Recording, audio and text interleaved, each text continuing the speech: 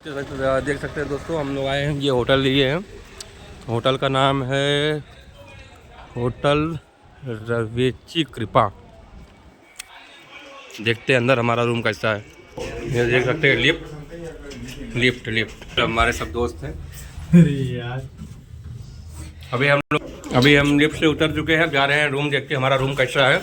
ये हैं दीपक सर, ये रूम को खोल रहे हैं, बकायदा बढ़िया चाबी लगा रहे हैं। नहीं लग रहा है, चाबी लग नहीं रहा है, लेकिन रूम देखेंगे, रूम बोलेगा फर्स्ट क्लास एकदम। देखते हैं, अरे बाप रे बाप, एकदम एक नंबर डिलक्स रूम है भाई। रूम में सामान पहले ही रखा हुआ ये है। देखिए, ये हमारा रूम है। 2 मिनट अभी देख रहे हो। ये देखिए टीवी है। ये है मनोज सर और दीपक सर, और ये क्या नाम है, भूल जाता हूँ मैं यार। सोनू सर। हाँ सोनू सर। ये हमारा रूम है।